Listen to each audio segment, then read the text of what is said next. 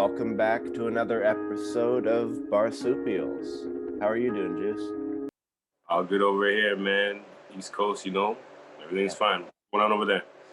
Not much. Oh, I'm not even sure we've even mentioned the fact that you're in Toronto and I'm in Vancouver, but Yeah, cool, right? yep. How that works. Doesn't matter in the age of coronavirus anyway. You sound more exotic. Like I'm in Bali right now, and you're in Iran. Yeah, yeah. We, all the same problems just look a bit different. Right.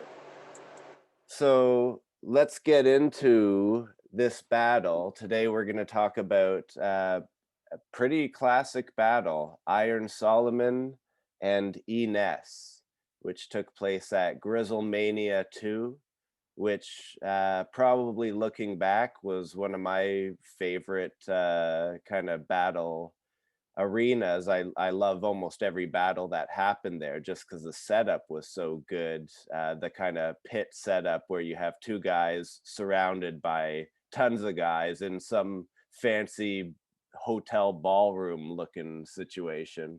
And it just set up for some really good battles. Yeah, that was a pretty good event, and overall, I'd say a pretty classic battle due to the circumstances of that time. I think Enes had been off for a minute, been off for maybe a couple of years, and I guess they were anticipating his return a little bit.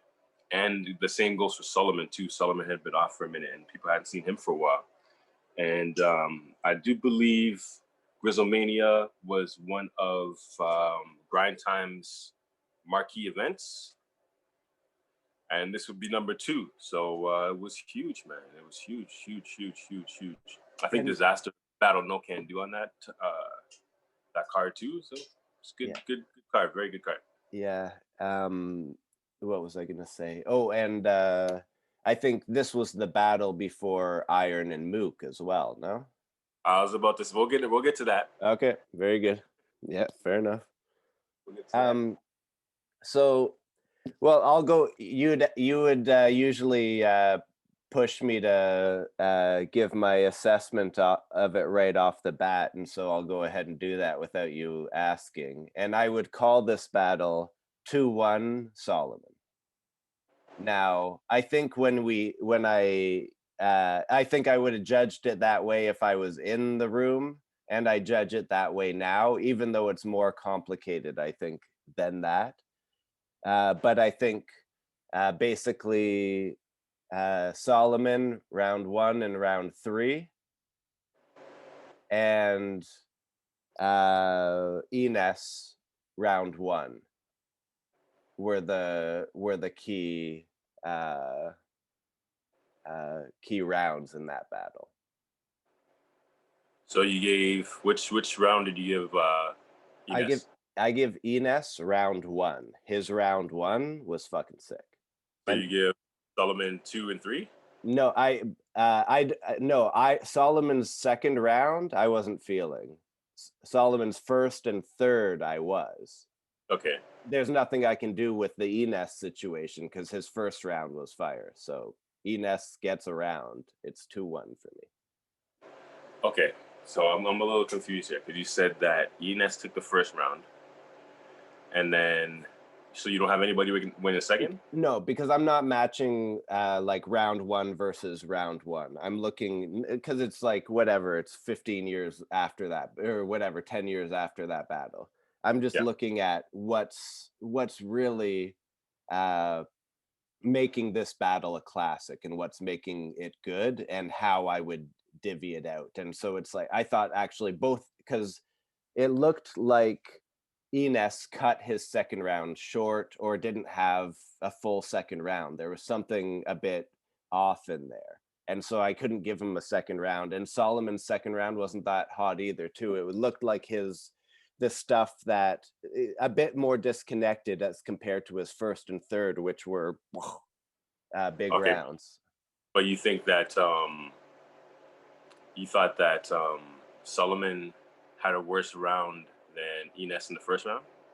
Solomon's second round worse No, than his first round. We're talking about the first round now because this is what I'm uh, just. Solomon. Solomon and Ness first rounds were both completely different Yeah, first rounds, but yeah, yeah. they were both good. They like Okay. I give Ness a round for his first. I No, don't okay. yeah. Oh no, no, no. That's not how we're doing this one. Okay, check this out. All right. Someone has to win that round. Okay, I understand. I totally get what you're saying. That they both did equally well, right? Maybe you don't want to have to choose a winner between one of them, but one gets 8 and one gets 9. Who gets the 8? Who gets the 9? Uh, if I judged the battle like that, it would be a 3-0. It'd be a 3-0 for Solomon. Okay, well that's what it is then. Okay, let's call it what it is, right?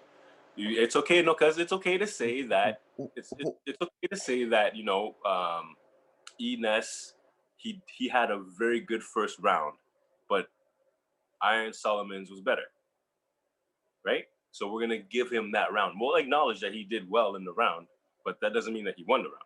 Mm. Yeah, But there that brings in now for me, like I've written some of their bars and stuff. That's not even important to me right now. What's important to me is that brings in a bit of the nature of this battle, because Solomon and Ines are coming at it at two very different angles. And I think this is part of a game that Iron Solomon plays too. yeah, Because and I've heard him in interviews and he says, "I like battling rappers." He likes battling guys that can rap, like B Dot and Ines, mhm, because Iron Solomon thinks he can rap like that. yeah, So he comes in with here's kind of how I see Solomon's general strategy. He does the grind time kind of funny joking thing, and yeah, then real raps a yeah, bit. yeah, And so it's like it's a little trick against yeah, when you're picking guys who are just coming to rap, yeah, and yeah, you're yeah, you know what I mean? So it's a bit yep, of a game he's playing, yeah. and that's consistent in Iron Solomon battles, I agree. and definitely archetypal in this one. Yes, I'd have to agree. It's kind of it's funny how looking back, you can kind of see how that ended up being his demise to a certain degree too, right? But we'll get to that in the third round also. So, okay, so you're calling it a 30. That's I was a little conflicted when I first seen this battle. I also had Solomon winning, but after looking at it again now, I have to question. All right, so let's get into it. Let's get into it. So we got notes for the first round here. I didn't get any notes for the first round. I just kind of I know I gave the round to Solomon. I think that his first round was actually kind of legendary. So it's not necessarily that I remember any lines or any punches in it. It's kind of what he was doing, the picture that he was trying to paint, basically, of Ines, which is basically what you want to do in a battle. You want to kind of make people look different than what they are, paint a narrative of how you want them to be perceived as. So I think that Solomon more than did his job there. And as a comeback round, I think that was one of his comeback rounds. I think that was high, very high level. Actually, it was very high level. So, like I said, I gave the first round to Iron Solomon. Just some of the uh, good some of the good parts of his first round were the uh, so you knew you were battling a Jew. You thought you got my number. Little did you know you'd been watching SoulCon all summer. Like that Yeah, was hot. a lot of jokes Um, in there. A lot of jokes in the yeah, first round. and the P Diddy stuff. Yeah, Like yeah, yeah. that all you got left with was a shirt that said "No bitch ass Ness." Yes, yeah. Like A lot of jokes from Solomon in the first, and I think it was a little because of the two style matchups. It's a little refreshing to hear somebody with street credibility or street sense get clowned for it. So, and then on that stage too. So you got to give that to Iron Solomon for being a showman and knowing his environment and how to perform. But I was also looking at it to perspective of, okay, would these rhymes that Iron Solomon are that he's dropping there, would they work on a smack set? And I think they would. So again, I give the first round to Solomon for sure. All right, so second round. What do you have anything for second? Second round. Well, and then like for so first round for Enes was a really sick boxing scheme, and um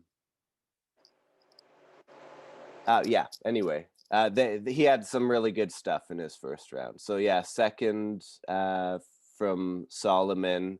What was kind of cool was Solomon actually came with a boxing scheme in his second round, and uh, They did some uh, writing there. It seemed like there seemed like a little bit of counter writing in there. well, there was one thing. This always puts me off: the premeditated rebuttals Yeah, for lines that haven't come from the opponent, and that like it, you can pull it off if your yeah. material's really good, but it's like, you got to be careful with that stuff. And so Solomon came in his second round with, so you noticed I've been gaining weight, and Enes didn't say anything about his gaining weight. So then he Not yet. built, yeah, not yet. It came in the next, yeah, it came Kind of, after. right? There's kind of that's I mean there would seem to be a measure of counter writing in there, which I kind of like actually, to be honest with you. As long as it's a matter of timing too, right? Because like if you give your pre-written rebuttal before the actual punch or the jab has been made, then you kind of look like you're swatting flies, right? That aren't even there. So yeah, I understand totally what you're saying. Forget. You got anything else in the second there? No, just that Enes kind of teetered off early, or something was a bit strange in his second round, and Solomon's had some fire in it, but wasn't definitely wasn't. It was his worst round of that battle anyway. For Solomon. Yeah, for both So of them. for both of them, okay. I actually gave Ness the second round, and I didn't think he was that bad actually. Um, to be honest with you, flat out, I think I prefer Ines's rapping style more than Solomon's. By far. To be He's honest, a sick rapper. Yeah. I like his style a lot better than Solomon. Solomon's. I have a note here that says, "Is Iron Solomon is he rapping like Thesaurus here?" So there's a yeah. Mm, So mhm. there's a little a pattern of way that he rhymes that I notice a lot of rappers use. And nothing against him, but I'm just saying I've heard that type of pattern and flow. And it was kind of at one point it was very evident to me in the second, and I didn't really like it. I almost could have put the source's face on Iron Solomon's uh, his, and it would have looked the same to me almost the way they were rhyming.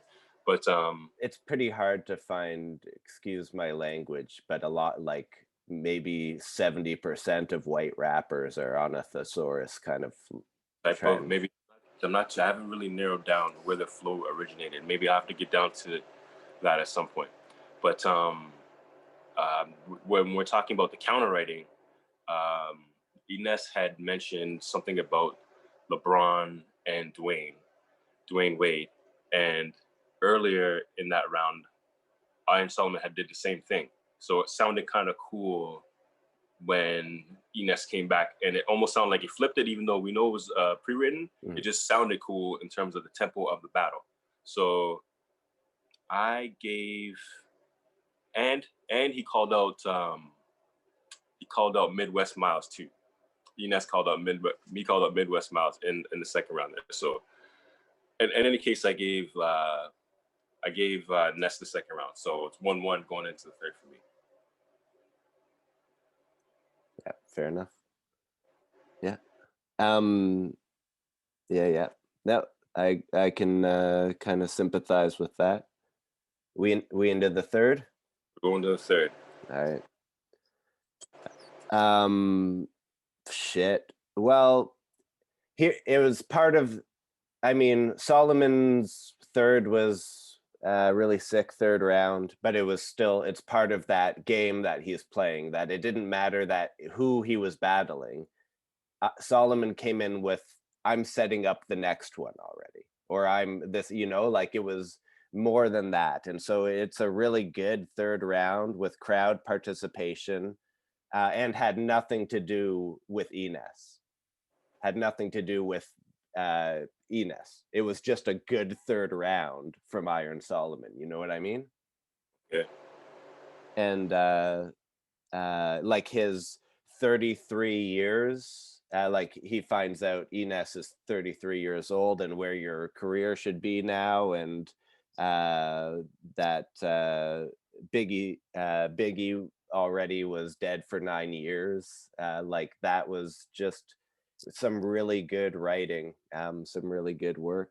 And then sets up where Enes falls and Solomon's idea of all of the rappers right at the end, and then puts a finger up Mook's ass at the end by saying Enes is the only one just above Mook. So that I mean, that's why that third worked. He set up. It had nothing to do with Enes. Solomon came in with his plan, what he wanted to do, and it worked at the time.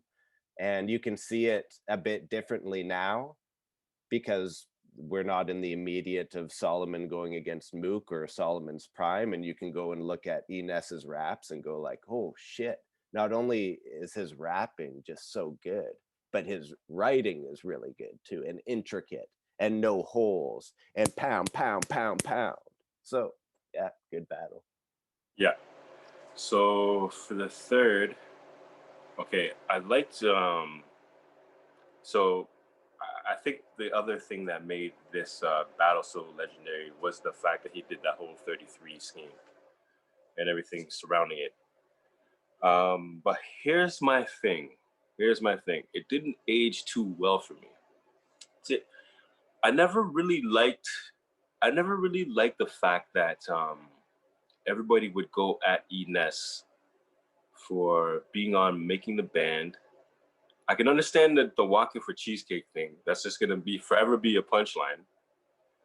But I never really understood people disrespecting E Ness for getting on one of the biggest TV shows and one of the biggest labels ever.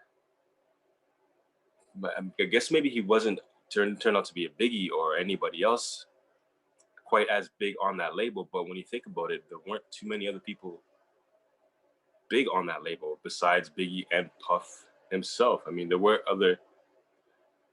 In any case, what I'm saying is, I find it funny that people will downplay accomplishments that they haven't even made themselves. So, And that well, that yeah, that's a whole one, like a whole jealousy thing in all I, kinds of art. Yeah. I get it. It's something to clown, I get it. But I don't know. For some reason, it didn't age that well to me. And then I was listening to his flow again. There was something a little bit. I don't know. He said something. He said some cool lines in there. Once he got out of the 33, he started getting into more of some of the bars that I like to hear. But again, looking back on it, it didn't really age well because of the one thing that I think killed him, which was the Mook call out, man. Jeez. The Mook call out. This was the infamous Mook call out that got him that battle on Summer Madness 2, where he subsequently died for 5 rounds. So I know, I know. So I mean, it was a good round. I like the way he performed it. But that being said, it's on Enes now to bring it home. So Enes, is doing Ness. As much as I can say, he's doing Ness, and he's saying very clever things. But the stuff that he's saying in the third, to me, could have been said in the first also, and it could have been said in the second also. So when I look at it on that dynamic, in terms of a whole battle, I will edge Iron Solomon the battle. It's not quite as clear to me as it was when I first seen it, but I still have him winning, edging Ness. So I'll give it 2-1 Iron Solomon. With a great classic battle too, by the way. Yeah, sounds about right to me. I think there's a few obvious differences. If I'm gonna pick up a record to listen to, I'm gonna pick up Enes. But if I want to watch somebody clown somebody, I'm gonna watch Iron Solomon. And that's But he what it is. but he can rap though, and this is where I think that he actually got better, which is why I was talking about the Rum Nitty battle. Maybe we'll get into that Yeah, sounds on good. further down the line. All right. So that's our take on Summer Madness 2, Iron Solomon versus. Grizzlemania. Oh yeah, sorry. What? Yeah, what did I say? Grizzlemania 2, Iron Solomon versus Enes. Sick, classic battle. Set up for a lot of things that came after it. Yeah. We good on that? Yeah, we're good. All right.